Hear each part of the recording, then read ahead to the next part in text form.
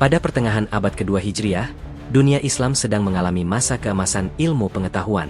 Baghdad baru saja berdiri sebagai jantung pemerintahan Abbasiyah. Di sana, bahasa Arab menjadi bahasa peradaban, bahasa ilmu, bahasa Al-Quran yang dibaca di setiap masjid dan madrasah. Di seluruh jazirah dan negeri-negeri yang baru memeluk Islam, semangat memahami kalam Allah dengan benar tumbuh di setiap penjuru. Namun, bersamaan dengan itu muncul satu persoalan besar. Banyak orang non-Arab masuk Islam, dan mereka membawa bahasa ibu yang berbeda. Perbedaan dialek, logat, dan tata bahasa menyebabkan banyak kekeliruan dalam pelafalan dan penafsiran Al-Quran. Para ulama pun sadar, bahasa Arab tidak bisa dibiarkan berkembang tanpa pedoman. Harus ada orang yang menyusun aturan-aturan jelas agar bahasa ini tidak kehilangan kemurniannya. Dari sinilah muncul tokoh-tokoh ahli bahasa di kota-kota besar seperti Basroh dan Kufah. Dan di antara mereka semua, satu nama kelak menjadi legenda, Imam Sibawayh, sang jenius muda dari Persia yang menulis Alkitab, karya terbesar dalam sejarah tata bahasa Arab.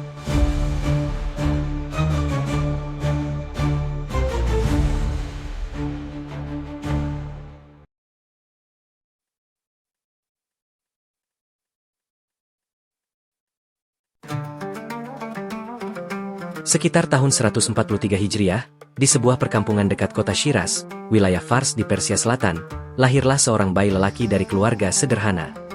Namanya adalah Amr bin Usman bin Konbar. Tidak ada yang menyangka bayi ini kelak akan dikenal di seluruh dunia Islam dengan nama panggilan lembut, Sibawayh. Nama itu berasal dari bahasa Persia, dari dua kata, sib berarti apel, dan buyah berarti aroma, atau bau wangi. Jadi Sibawayh secara harfiah bermakna, yang beraroma apel. Konon, ia diberi julukan itu karena wajahnya bersih, kulitnya halus, dan tubuhnya selalu berbau harum seperti buah apel segar. Julukan itu melekat sepanjang hidupnya, menggantikan nama aslinya hingga orang-orang lupa ia bernama Amr bin Usman. Ayahnya seorang maula, istilah untuk orang non-Arab yang menjadi klan suku Arab setelah masuk Islam. Mereka hidup sederhana, tapi cinta ilmu mengalir kuat dalam keluarga ini. Sejak kecil, Sibawayh tumbuh dalam lingkungan yang mengenal dua bahasa, bahasa Persia di rumah, dan bahasa Arab di masjid-masjid. Ia belajar membaca Al-Quran dengan tekun, meski awalnya lidahnya belum sepenuhnya fasih mengucapkan huruf-huruf Arab. Di usia muda, Sibawayh menunjukkan ketajaman ingatan yang luar biasa. Ia cepat menghafal ayat-ayat, memahami makna, dan menyenangi keindahan bahasa Al-Quran. Namun, ada sesuatu yang selalu membuatnya penasaran. Mengapa struktur kalimat Arab bisa berbeda-beda, namun maknanya tetap jelas? Mengapa satu harokat bisa mengubah arti seluruh kalimat? Pertanyaan-pertanyaan itulah yang kelak membawanya menjadi ilmuwan besar dalam bidang nahwu.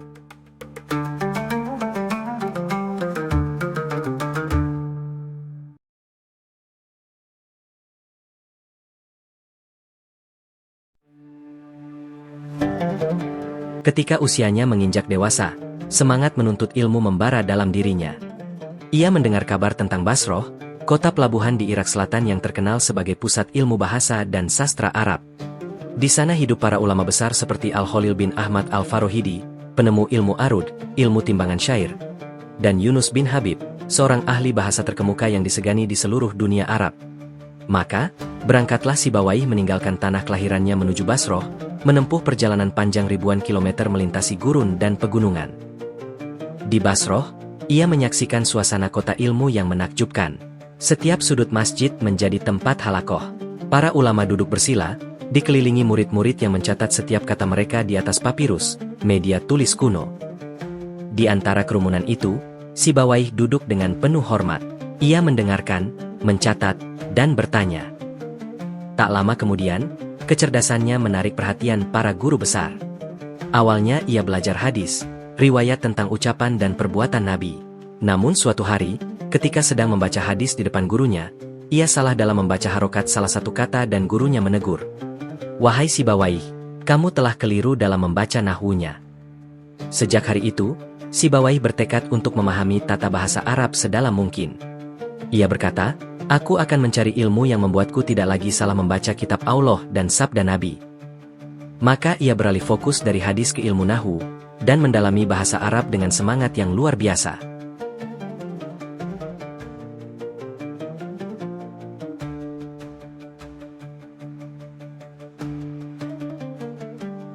Sibawayh berguru kepada Yunus bin Habib, seorang ahli bahasa yang dikenal teliti dan bijaksana.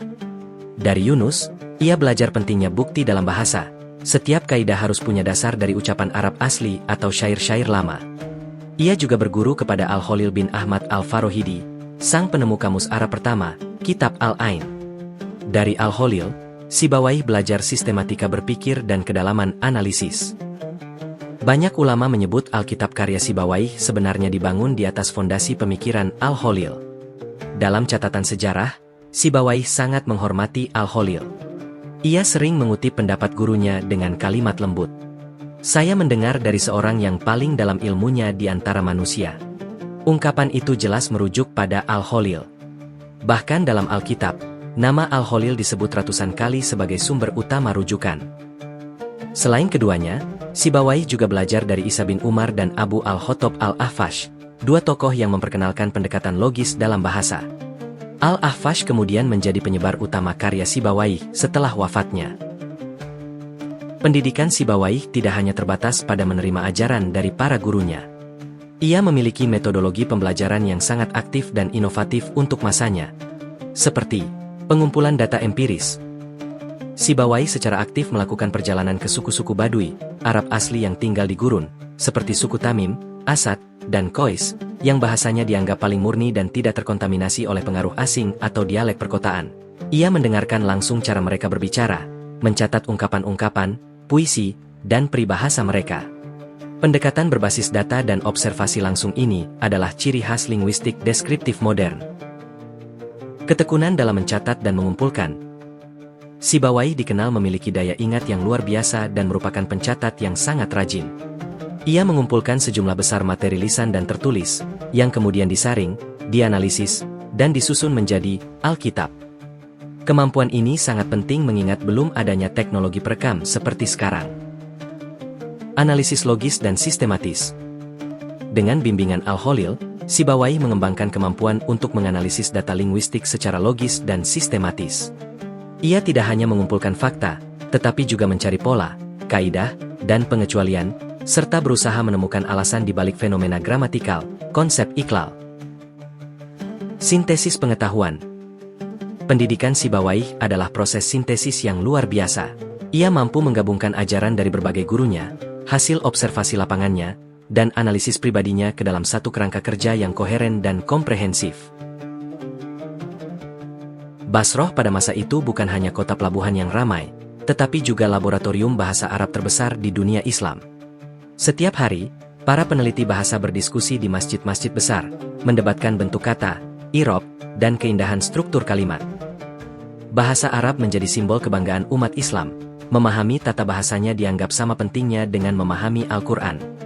Di antara dua kota besar, Basroh dan Kufah, lahirlah dua aliran besar ilmu bahasa, Madrasah Basroh dan Madrasah Kufah. Aliran Basroh, tempat Sibawayh belajar, dikenal dengan pendekatan logis dan analitis, mengandalkan bukti dari ucapan orang-orang Badui dan syair-syair Arab murni. Sementara itu, aliran Kufah lebih empiris dan fleksibel, menerima variasi dari berbagai daerah dan dialek. Persaingan dua madrasah ini kerap menimbulkan perdebatan sengit. Namun di tengah perbedaan itu, Basroh tetap memegang reputasi sebagai pusat ilmu yang paling disiplin dan terstruktur. Dan disinilah Sibawayh tumbuh, di tengah suasana ilmiah yang keras, penuh logika, dan menuntut ketelitian luar biasa. Para guru di Basroh menilai murid bukan dari jumlah hafalannya, tetapi dari kemampuan berpikirnya. Seorang murid harus mampu membuktikan setiap pendapat dengan dalil bahasa. Dan di antara para murid itu, Sibawayh menonjol sebagai sosok muda yang pendiam, tekun, dan berpikiran tajam. Ia tidak banyak bicara, tetapi setiap kali berbicara, semua orang diam mendengarkan.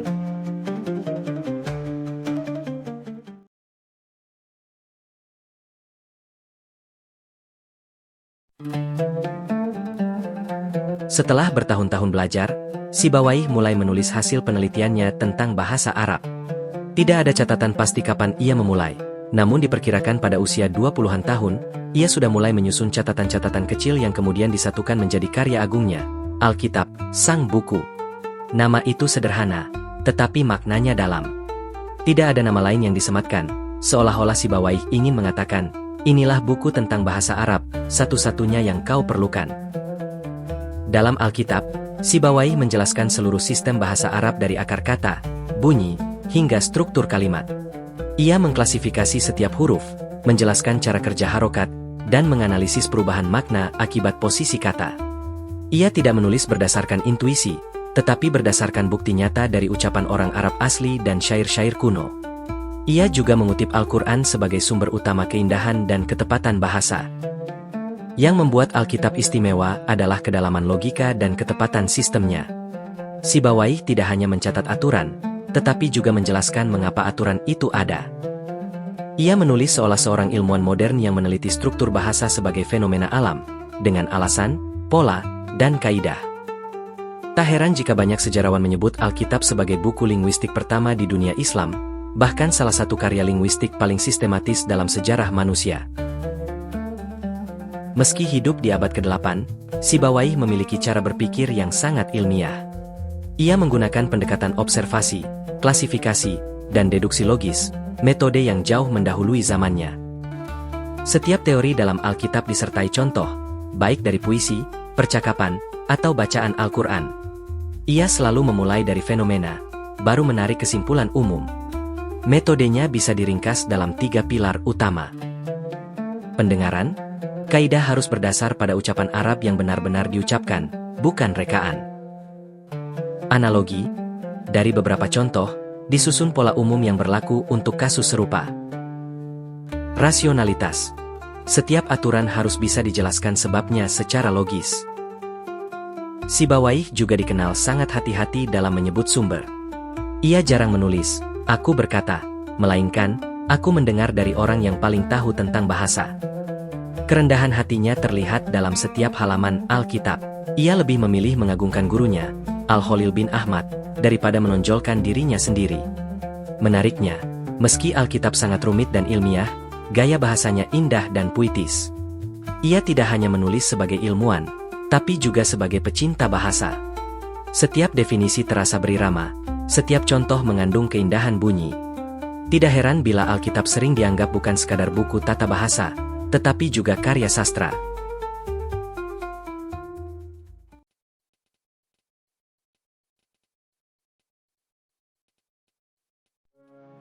Nama Imam Sibawayh semakin harum di Basroh. Para pelajar datang dari berbagai kota untuk mendengar analisisnya tentang nahwu dan bahasa. Kabar tentang kehebatannya bahkan sampai ke telinga para ulama di Baghdad, ibu kota Kekhalifahan Abbasiyah yang sedang berada di puncak kejayaannya. Baghdad pada masa itu bukan sekadar kota kekuasaan, melainkan pusat peradaban ilmu dunia Islam. Di sana berkumpul para filosof dari Yunani yang karyanya baru diterjemahkan, ahli matematika dari Khorasan, dokter dari India, dan para ahli bahasa dari seluruh penjuru Jazirah Arab. Masjid, istana, dan rumah-rumah para bangsawan menjadi tempat majelis ilmu dan debat terbuka. Dalam suasana itulah, Imam Sibawayh, ulama muda dari Persia, diundang untuk berdebat di majelis ilmiah Istana Khalifah Harun ar-Rasyid. Undangan ini tidak hanya kehormatan, tetapi juga ujian besar. Sebab di sana telah menunggu Imam Al-Kisai, ahli bahasa istana, guru pribadi bagi putra-putra Khalifah, dan pemimpin aliran Kufah, rival utama Madrasah Basroh. Untuk memahami peristiwa ini, kita perlu melihat sedikit ke belakang. Sejak abad kedua Hijriah, ilmu bahasa Arab terpecah dalam 2 aliran besar, Madrasah Basroh dan Madrasah Kufah. Basroh, tempat Imam Sibawayh belajar, dikenal ketat dan logis. Mereka menetapkan kaidah berdasarkan ucapan orang Arab murni, terutama Badui Najd, dengan sistem analogi dan penalaran mendalam. Bagi mereka, bahasa harus memiliki aturan yang bisa dijelaskan secara rasional. Kufah, tempat Imam Al-Kisai dan murid-muridnya berkembang, lebih longgar dan pragmatis. Mereka menilai bahwa apapun yang diucapkan oleh orang Arab asli, meski berbeda dari kaidah logika Basroh, tetap dianggap benar. Karena itu, aliran Kufah lebih terbuka terhadap ragam dialek dan variasi penggunaan. Pertentangan 2 aliran ini mirip seperti antara kaum teoretikus dan kaum praktisi.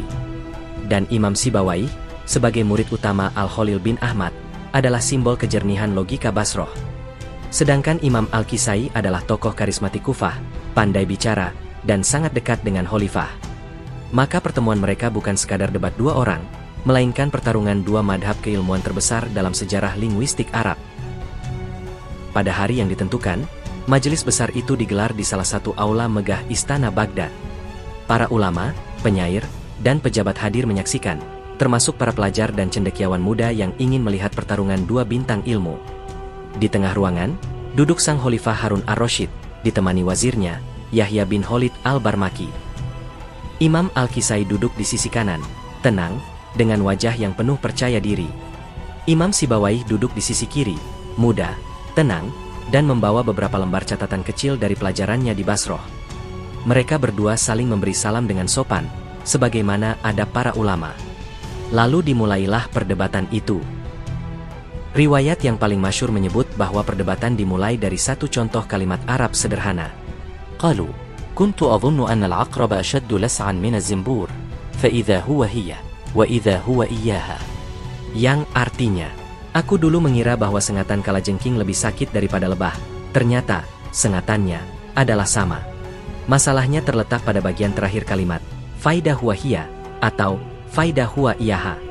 Kedua bentuk ini tampak mirip, tetapi bagi ahli nahwu, perbedaan itu sangat besar. Sibawaih dari aliran Basroh berpendapat bahwa bentuk yang benar adalah faidah huwa hiya, karena kata huwa adalah isim, subjek, dan hiya adalah khobar, predikat. Bentuk iyyaha dianggap salah, sebab tidak sesuai dengan kaidah hubungan isim dan khobar dalam struktur kalimat Arab klasik. Imam Al-Kisai dari aliran Kufah menolak pendapat itu. Ia berargumen bahwa ia pernah mendengar dari orang Arab Badui, penutur asli, yang mengucapkan bentuk faidah huwa iyyaha. Maka, menurutnya, ucapan itu sah dan tidak bisa dianggap salah, karena berasal dari penutur yang fasih. Imam Sibawaih menegaskan dengan nada tenang. Tidak setiap yang didengar dari Badui bisa dijadikan dasar, wahai Abu Al-Hasan, kunyah dari Imam Al-Kisai. Yang dijadikan hujah adalah yang selaras dengan kaidah umum bahasa Arab yang fasih. Imam Al-Kisai menjawab, dan bagaimana engkau menentukan kefasihan jika bukan dengan mendengar ucapan mereka?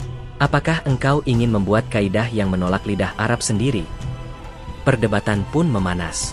Imam Sibawaih berbicara dengan logika yang jernih, membedah struktur kata demi kata, menerangkan fungsi gramatikal seperti seorang ilmuwan menganalisis hukum alam.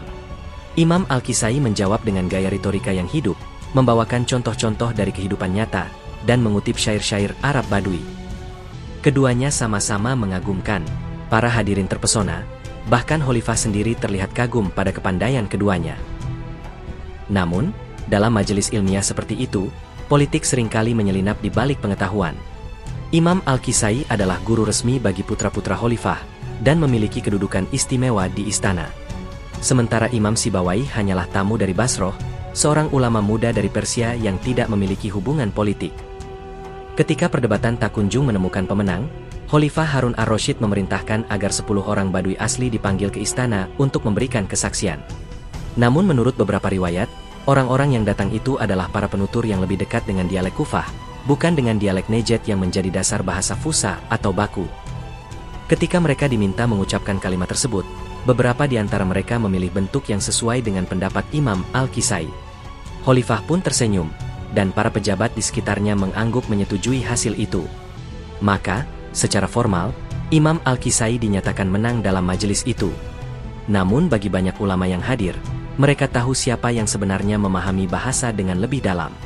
Kemenangan itu lebih merupakan kemenangan politik, bukan kemenangan ilmiah. Bagi Imam Sibawaih, kejadian itu menjadi tamparan berat. Ia tidak marah, tidak membantah, tetapi memilih diam. Dalam catatan beberapa sejarawan, ia meninggalkan Baghdad dengan hati hancur, berkata kepada sahabatnya, "Aku datang untuk mencari ilmu dan kebenaran, bukan untuk mencari kedudukan. Jika kebenaran dikalahkan oleh kedekatan dengan penguasa, maka aku lebih baik kembali kepada kesunyian." Ia kemudian kembali ke Basroh untuk beberapa waktu, lalu melanjutkan perjalanan ke tanah kelahirannya di Persia. Di sana, ia mengasingkan diri, menyempurnakan Alkitab dengan penuh ketenangan, tanpa sorotan, tanpa istana, tanpa penghargaan. Namun kisah perdebatan itu tetap hidup, menjadi simbol benturan antara ilmu dan kekuasaan, antara logika dan otoritas.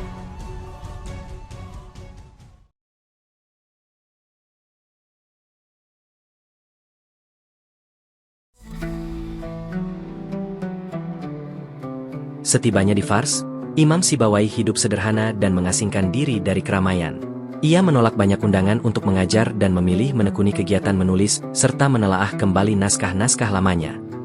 Dikisahkan bahwa di tempat pengasingannya itu, ia sering duduk sendirian di ruang kecil yang penuh dengan gulungan kertas, pena, dan tinta. Di hadapannya, terhampar naskah besar yang kelak dikenal dunia dengan nama Alkitab, karya monumental yang menjadi fondasi ilmu tata bahasa Arab hingga kini. Beberapa riwayat menyebutkan bahwa Imam Sibawaih tidak berhenti memeriksa kembali setiap teori dan dalil yang pernah ia tulis. Ia seolah sedang menulis ulang seluruh kehidupannya melalui bahasa. Dalam kesendiriannya itu, Imam Sibawaih semakin mendalam memahami bahwa bahasa bukan sekadar alat komunikasi, melainkan cermin dari akal dan logika manusia. Dari pengasingan itulah lahir sebagian pemikiran paling tajam dalam Alkitab, termasuk prinsip rasionalisasi dalam kaidah gramatika Arab yang kelak menjadi ciri khas madhab Basroh. Namun di balik produktivitas intelektualnya, fisik Imam Sibawaih mulai melemah. Ia dikabarkan menderita sakit yang tak kunjung sembuh, mungkin karena tekanan batin yang berat. Beberapa sumber klasik seperti Al-Kifti dalam Inbah Arwat dan Yakut Al-Hamawi dalam Mukjam Al-Udabak menyebut bahwa kesedihan mendalam akibat ketidakadilan perdebatan di Baghdad menjadi salah satu sebab utama kemerosotan kesehatannya. Hari-hari terakhir Imam Sibawaih dihabiskan dalam keadaan lemah, tetapi tetap dikelilingi buku dan tinta. Ia sering berkata kepada muridnya yang sedikit jumlahnya, "Ilmu tidak akan hilang meski tubuh ini binasa. Pena akan hidup selama akal manusia mencari kebenaran." Kalimat ini menggambarkan pandangan filosofis seorang ilmuwan yang menyadari kefanaan dirinya namun percaya pada keabadian ilmu. Dalam kondisi sakitnya, Imam Sibawaih dikunjungi oleh beberapa sahabat dan murid yang datang dari Basroh. Mereka menghibur dan memohon agar ia kembali ke kota ilmu untuk mengajar. Namun, ia menolak dengan lembut.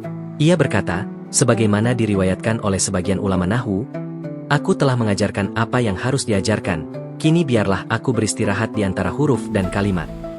Ucapannya itu menjadi semacam wasiat intelektual, bahwa dirinya akan tetap hidup dalam huruf-huruf yang ia susun dan kaidah yang ia tegakkan. Sejarawan Arab mencatat bahwa menjelang wafatnya, Imam Sibawaih masih memegang naskah Alkitab di tangannya. Ia memeriksa kembali catatan kecil di pinggir teks, menambahkan komentar singkat di beberapa bagian, seolah ia tahu bahwa karyanya belum akan selesai oleh dirinya, tetapi akan disempurnakan oleh generasi setelahnya.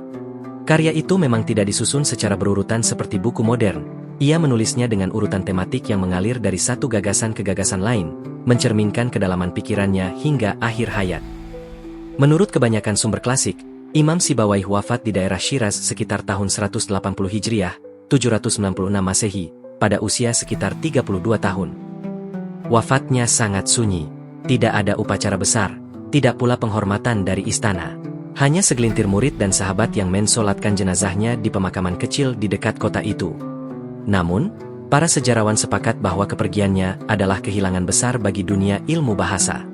Ada riwayat yang lebih menyentuh dari Ibnu An-Nadim dalam Al-Fihrist, yang menyebut bahwa pada saat-saat terakhirnya, Imam Sibawaih sempat berkata dengan lirih, "Jika aku telah salah dalam satu kata, cukuplah bagiku bahwa aku telah memberikan seluruh hidupku untuk mencari kebenarannya."